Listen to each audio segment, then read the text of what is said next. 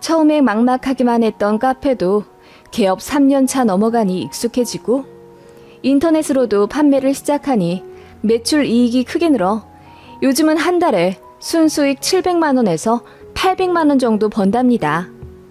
알바생 1명 고용하고 저는 거의 평일에만 일하니 주말에 아이들과 함께할 시간도 있고 돈도 버니 참 행복합니다. 물론 이렇게 되기까지 친정에서 큰 도움을 주셨어요. 감사한 마음을 늘 지니며 살고 있습니다. 카페를 창업하면서 친정이랑은 더욱 돈독해졌는데 시댁이랑은 사이가 완전 소원해졌어요. 아니, 거의 연락을 안 하고 산다고 봐야죠. 지난 명절에도 안 갔으니까요. 이혼한다고 난리친 이후로는 제가 안 가도 시댁에서 딱히 터치 없으세요. 남편도 저에게 며느리돌이 바라지 않고 그냥 이대로만 평화 유지하길 바라는 모양이에요. 이렇게 될 수밖에 없었던 참 기막힌 일이 있었답니다. 남편은 여동생이 있는 장남입니다. 신우는 남편보다 2살 어리고 저랑 동갑이에요. 곧 죽어도 저에게 새언니라고 부르지 않더군요. 항상 옳게 하고 저를 불렀습니다. 제 나이가 지금 30대 후반인데 신우는 결혼하지 않았어요. 그리고 자리도 못 잡아 다니는 회사가 자주 바뀌는 편이었습니다. 지역 이동도 어찌나 자주 하는지 분명 몇 달 전까진 서울에 살고 있었는데 명절에 만나 이야기해보면 부산에 가 살고 있다고 하더라고요. 그리고 그 다음 명절에는 대구에 가 있기도 했고요. 그런 식으로 종잡을 수 없는 사람이었고 워낙 실증을 잘 느껴 그런지 남자도 오래 못 만나더라고요. 저 결혼할 때까지만 해도 신우도 만나던 남자와 결혼 준비를 하는 것 같았는데 파혼하고 한동안 남자 안 만나는 것 같더라고요. 그런 신우를 어머님은 늘 딱하게 여기고 눈물 지으셨습니다. 에휴, 불쌍한 우리 딸. 운 안 좋아서 대학 한번 미끄러지더니 인생이 안 풀리네. 그때는 지 좋다는 남자도 있었는데 그놈이나 잘 잡아서 결혼시킬 걸 그랬나 봐. 걔가 지금 세무사인지 뭔지 하고 있다던데 그런 놈한테 시집 갔으면 지금 고생 안 하고 떵떵거리며 잘 살 텐데. 어머님은 그렇게 신우의 지난 날을 회상하며 신우가 운이 안 좋아 일이 안 풀린다고 하셨습니다. 그런데 대학에 아깝게 미끄러진 것도 아니고 신우는 원래 공부 안 하던 날라리였고 전문대 넣으면 붙었을 텐데 마음에 드는 과가 없다고 해서 그냥 대학 진학 안 하고 바로 알바했다고 들었어요. 그마저도 서너 달 하다 관두길 거의 10년 했다고 했고요. 대학도 안 갔는데 이렇다 할 경력도 없으니 취직하기 더 어려워지는 건 당연한데 어머님은 그걸 운이 없다고 표현하시더라고요. 게다가 자꾸 세무사 남자 이야기를 꺼내시는데 제가 그 얘기를 정확히 알아요. 신우를 좋아한 게 아니라 신우가 그 남자를 좋아했었어요. 그래서 고백을 했는데 까였고 신우가 오기가 생겨 딱 일주일만 사귀어보자고 했는데 그걸 그 남자가 응했나 봐요. 혹시나 해서 사귀어봤는데 역시나 신우가 별로인 걸 알고 일주일 조건 딱 되자마자 헤어지자고 했는데 신우는 세상 슬픈 시련 겪는 사람처럼 몇 달을 울고불고 했다더군요. 그게 거의 20년도 다 되어가는 이야기인데 하도 남자가 없으니 어머님도 그 사람 얘기를 자꾸 꺼내며 아쉬워하시는 것 같았어요. 너무 당황스러웠지만 어머님의 신우 걱정이 대단해 보였기에 쉽사리 얘기를 꺼낼 수가 없었습니다. 신우랑 저랑 동갑이니 저도 안타까운 마음에 직장이라도 한 곳에서 진득히 다녀보자고 했어요. 그렇게 안정적인 직업을 갖게 되면 소개팅도 들어오고 그러니까요. 그렇게 조언을 했더니 신우가 올케가 내 입장 되어봤어? 나는 안 맞는 사람이랑 1초도 같이 못 있어. 그리고 난 남 밑에서 일 못하는 성격 같아. 나한테 자꾸 지시하면 너무 짜증나더라고. 라고 하길래 제가 사회생활이 다 그렇지 않느냐, 남의 돈 받는 게 그럼 쉬운 일이겠냐고 얘기했더니 시어머니가 저 멀리서 저희 얘기를 듣다가 한 걸음에 달려와 제 등짝을 때리더군요. 아무리 그래도 네 신우인데 무슨 조언을 하고 그러니? 가뜩이나 둘이 동갑인데 올케인 네가 먼저 조심해야지. 기분 상할 이야기는 하는 게 아니다. 라고 저를 혼내시더군요. 그때가 저 결혼한 지 2년 정도 되었을 때였고 저는 임신 중이었어요. 뱃속에 아이도 있는데 신우한테 사회생활 조언했다는 이유로 등짝 맞으니 세상 서럽더라고요. 남편도 그 얘기 듣고 화가 나서 시부모님한테 대들고 싸웠다가 한 1년 시댁이랑 왕래 안 한 적 있습니다. 아예 안 보고 살 거라고 큰 소리 뻥뻥 치시더니 제가 아이 낳으니 손주 보고 싶어서 슬그머니 연락하시더라고요. 아무튼 그런 시댁이라 제가 정이 붙을 수가 없었습니다. 그리고 신우 때문에 자꾸 시댁에 돈을 들이게 되었어요. 참고로 시댁은 지방에 있는 현재 시세 1억 2천짜리 작은 아파트 하나와 아버님 연금으로 노후 준비를 끝내신 상태이고 아버님 연금이 그리 많지 않기 때문에 어머님도 환갑 다 되실 때까지 일을 쉬지 못하고 부업하시며 돈을 버셨어요.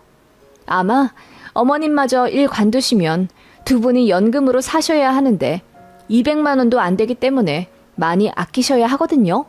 그런데 어느 순간부터 매번 돈 없다 타령을 하시더라고요. 이상해서 자세히 여쭤보니 신우한테 월 70만 원씩 준다 하시는 거예요. 다 큰 성인한테 왜 아직도 용돈을, 그것도 70만 원이나 주냐고 남편이 물으니 신우가 꽤 오래전부터 일을 못하고 있는 상태라고 하더군요. 그때가 저는 둘째 아이까지 낳은 35살이었고요. 남편도 듣다 못해 답답해서 신우한테 직접 연락해 일 좀 하라고 잔소리 하더군요. 참고로 저희 결혼할 때 예단 문제 때문에 신우랑 남편이랑 크게 싸워서 사이가 별로 안 좋습니다. 양가에서 1원도 지원 안 받고 결혼하기로 합의한 상태였고 당연히 예물 예단도 다 생략하기로 결정했습니다. 둘 다 돈이 많지 않기 때문에 신혼집에 영혼까지 다 쏟아 부어야 했거든요.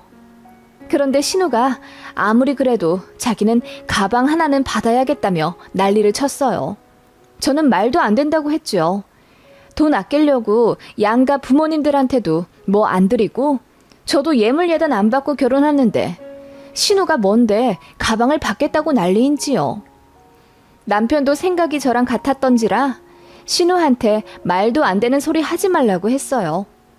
그랬더니 신우가 제 남편더러 벌써부터 여자한테 잡혀 살면 어떻게 하냐며 선 넘는 소리를 했더라고요. 그 바람에 남매 싸움이 심하게 났고 남편이 그 이후로 결혼 생활 내내 신우한테 개인적으로 연락 안 했어요. 그런데 신우가 일도 안 하고 연금 받는 부모님한테 돈 탔으니 이건 안 되겠다 싶어 남편이 오빠로서 개입을 한 거죠. 그런데 이번엔 어머님이 나서서 신우 쉴드를 치시더라고요. 네 동생이 이렇게 살고 싶어서 사니? 일도 안 풀리는데 어떻게 해 그럼? 2년 맞는 마땅한 회사가 없으니까 자꾸 관두는 것 아니야.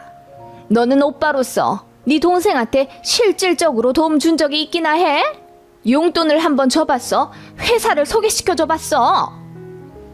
그 말에 남편이 다 큰 동생 용돈을 왜 주고 지 앞가림을 자기가 알아서 해야지 왜 자기가 취직을 시켜줘야 하냐며 따졌죠. 어머님은 울면서 그러셨어요. 네 동생 아무래도 앞으로도 결혼을 못할 것 같고 마땅한데 취직도 못할 것 같은데 니들 부부가 좀 걷어주고 살아야 할 판이다. 우리가 살면 얼마나 살겠니? 앞으로 20년을 살지 10년을 살지 모르는 일인데 제발 네 동생 좀 불쌍하게 생각해주고 잘해주면 안 되겠니? 정말 기가 차더라고요. 미성년자도 아니고 본인이 그렇게 살아온 삶을 저희더러 어쩌라는 건지. 저도 회사 다니는 거 쉽지 않았어요. 복지 좋은 대기업이나 공무원도 아니라서 아이 둘 낳고 육아휴직 눈치 보고 써가며 사무실 제자리 지키는 거 너무 힘들었다고요. 그런데 저는 뭐 쉽게 사는 줄 아시는지 자꾸만 저와 신우를 비교하며 쟤는 운 좋아서 편한 직장에서 오래 버틴 데다 남편도 있고 애도 둘이나 낳아 어엿하게 가정 이뤘으니 나중에 효도 받으며 편하게 살겠네. 난 우리 딸만 생각하면 마음이 아파서 밥도 안 넘어간다. 라고 하시는데 정말 황당하더라고요. 그래서 시댁이랑은 웬만하면 한 끼 이상 안 먹고 시간을 오래 안 보냈어요. 시간이 길어지면 불쌍한 신호 인생 타령하시며 저희더러 좀 도와달라는 식으로 애절한 눈빛을 쏴대셨거든요. 그래서 저도 둘째 낳고 회사 관두게 된 상황이라 정말이지 제 코가 석자인 상황이었어요. 그래서 용돈은 꿈도 꾸지 말라고 시댁에 단호하게 이야기했더니 시무가 저에게 한동안 오래 삐졌습니다. 그러거나 말거나 신경 안 쓰고 있었죠. 그즈음 친정에서 오랫동안 골치 아프게 소송하고 있었던 땅 상속 문제가 해결되어 친정아빠 앞으로 3억 2천 정도 들어오게 되었습니다. 그래서 나중에 어떻게 될지 모르니 저랑 제 동생에게 미리 재산 증여 해주고 싶다며 1억 정도씩 주겠다 하셨죠. 나중에 주는 것보다는 지금 당장 돈들이 필요한 나이이니 현실적으로 빨리 해주는 게 낫겠다 판단하신 거예요. 너무 감사했습니다. 그래서 그 돈으로 집 대출 갚는 데 쓸까 하다가 더 늦기 전에 제 꿈을 위해 도전해보고 싶었습니다. 남편도 그리하라 밀어주었고요. 저는 회사 다니면서 바리스타 자격증을 땄고 제과 제빵에 관심이 무척이나 많았어요. 그래서 꼭 베이킹 카페를 운영해보고 싶었습니다. 친정에 말씀드리니 카페 차리는데 도움을 주겠다 하시더라고요. 제가 사는 곳이 경기도이긴 하지만 서울 인접한 땅값 비싼 곳도 아니라 도전하는데 크게 무리가 없어 보였어요. 그래서 집 근처로 목 좋은 곳 잘 탐색해본 후 보증금 5천에 월세 50만 원짜리 1층 상가를 계약해 카페를 차렸답니다. 친정 부모님께서 가게 집기 구입하는데 도움을 주셨고 보증금도 빌려주셨어요. 그래서 도합 8천 후반 도와주셨네요. 너무 감사했어요. 그렇게 저는 카페 사장님이 되었네요. 커피 위주가 아닌 베이커리 맛집이 되고 싶었고 인터넷으로도 판매하려고 루트를 많이 고민했습니다. 첫 달은 당연히 적자였죠. 그래도 그 다음 달부터는 조금씩 입소문이 나서 그런지 50만 원, 130만 원 이런 식으로 차츰차츰 수익이 나기 시작했어요. 돈도 돈이지만